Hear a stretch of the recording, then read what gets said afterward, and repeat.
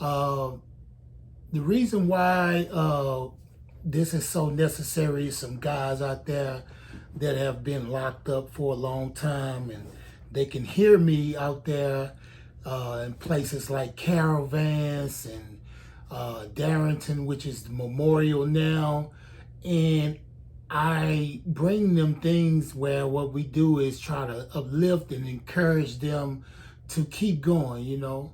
And so today I want to just give a timeline on why my experience with this is something that's important. So I can let you know, as far as me, 007, Andre Barnes, I'm just a little nappy head kid out of Fifth Ward, Houston, Texas. And my life started just like many, middle school, getting into trouble, doing things that I wasn't supposed to do when my grandmother wasn't looking, and getting in trouble at school a lot. And it really was your typical childhood. And so I don't know what's that just came up. It's talking about Dropbox is asking me for something, but don't worry about that. Back to podcast. Check this out. So as a youth, I went to this church, and the church, rest in peace, rest in paradise, Pastor Reverend Charles O'Brien. Charles O'Brien was a very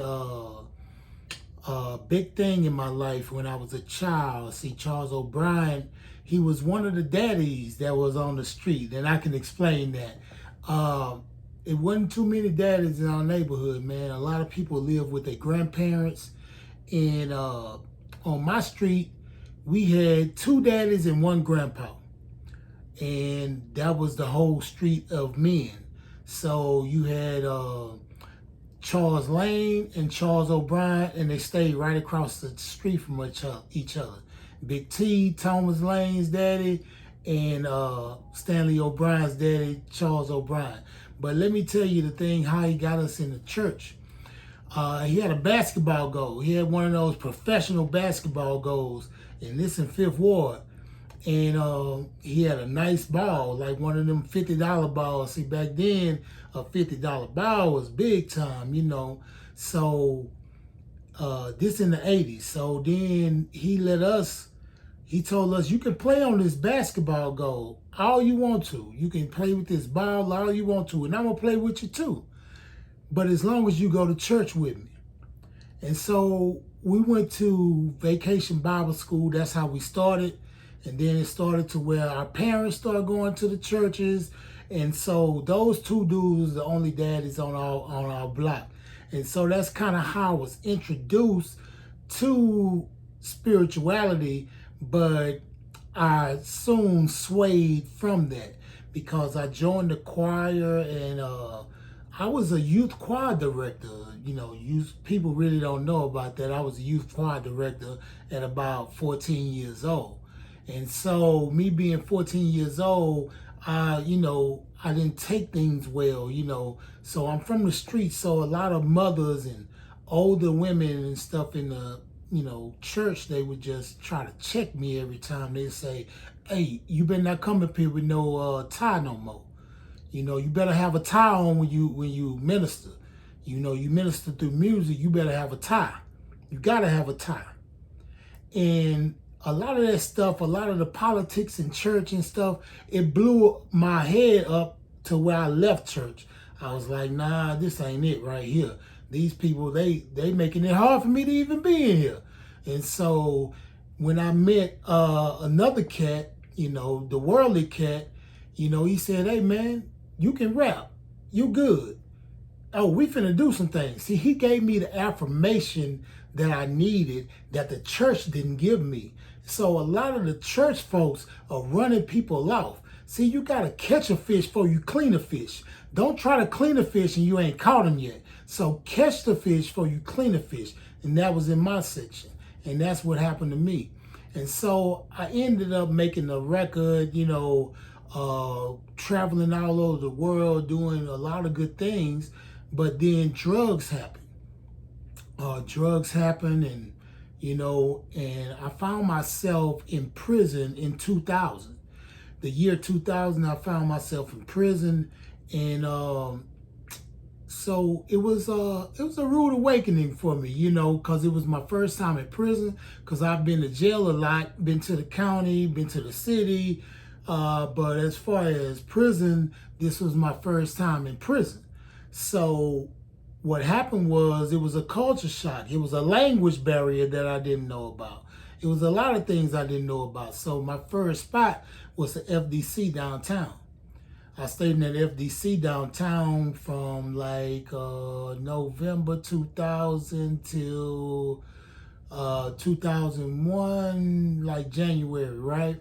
So I was sentenced, you know, and I went to Beaumont Medium.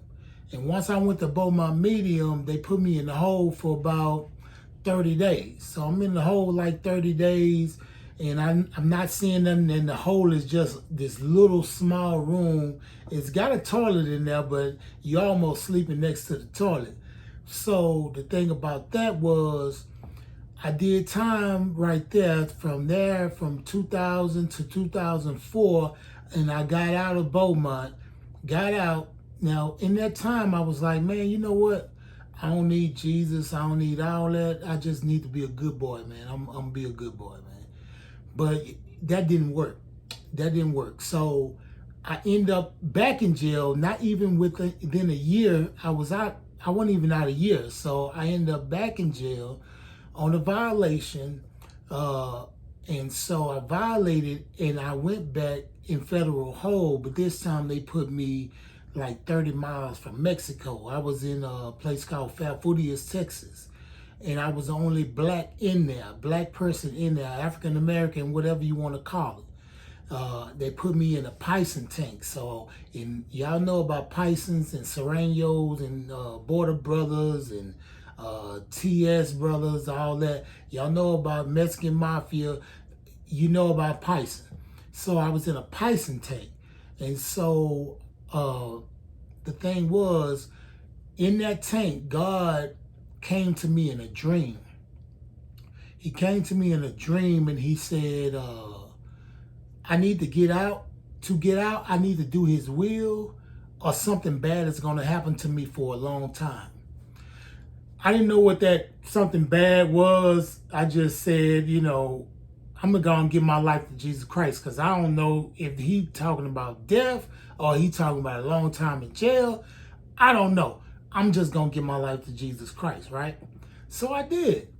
And so when I got out, you know, I had made a covenant with God. If you let me out of here, if you get me out of this place, I'm going to do your will. I'm going to do right. I'm going to get my kids to church. I'm going to get my wife. Me and my wife will bond, and I'll be the head of the home, and I will do everything the Bible is saying. But when I got home, I did satisfy the covenant with God. And I'm not saying I'm perfect. I'm just saying I tried my best to satisfy that covenant.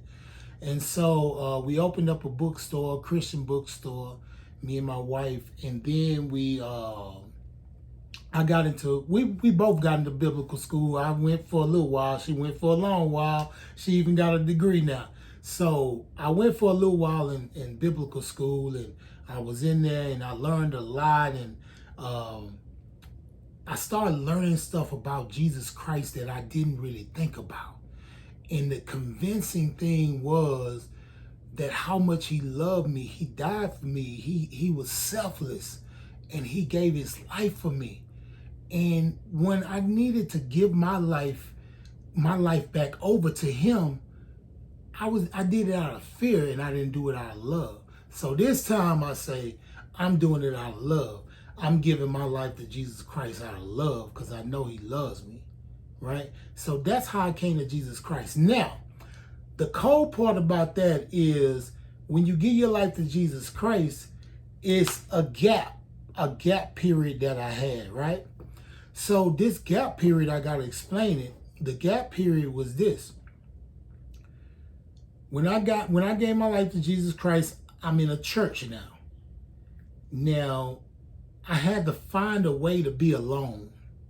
It was a time to be alone, and I didn't know how to handle it, because the church not talking to me because they don't trust me yet. My homeboys, they not talking to me because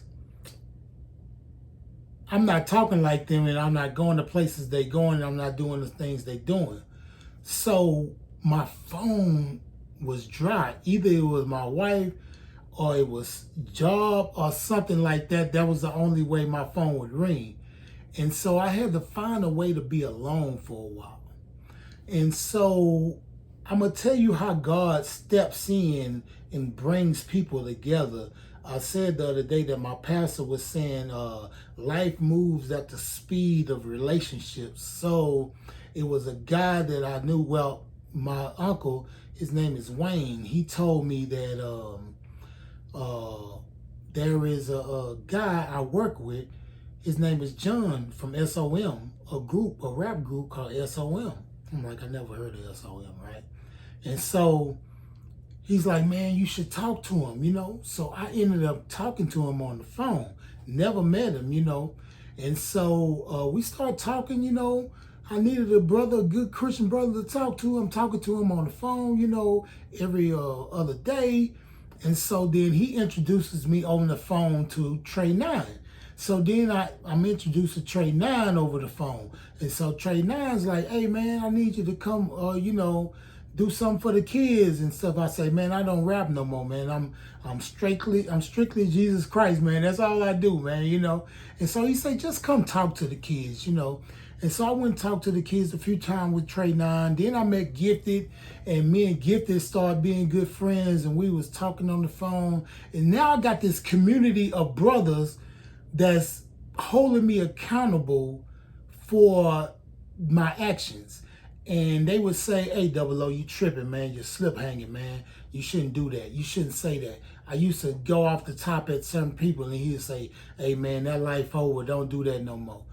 And that's what I needed. I needed a community of brothers and a brotherhood that I could just, you know, that's how it started.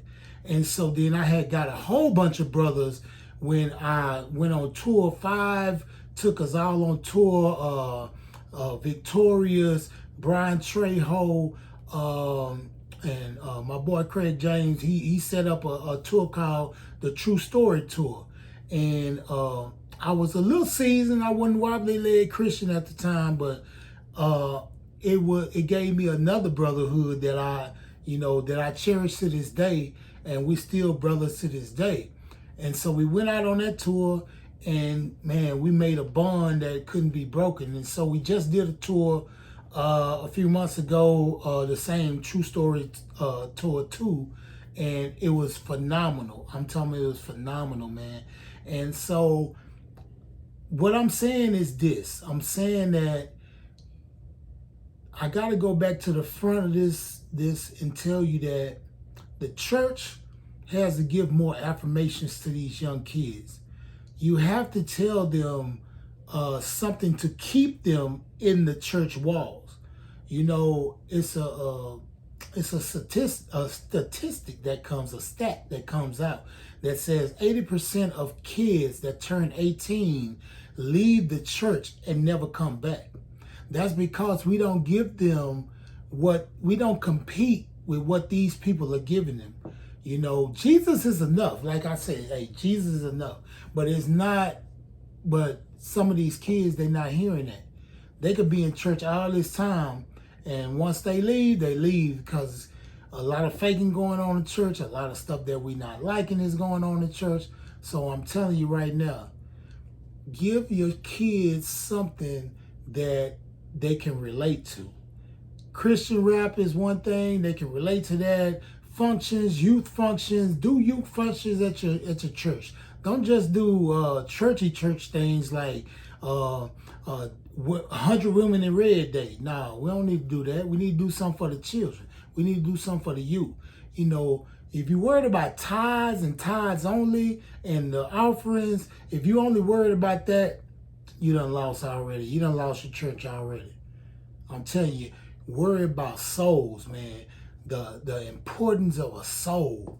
You know what I'm saying? When these kids grow up, you want them to stay in church, right? So that's what I'm doing. I'm trying to instill in my children and give them something more than money that can be in them forever. And so that's all I want to say. I just wanted to keep it quick. And I'm signing off. The Progression Podcast, where we discuss liberation, education, and elevation.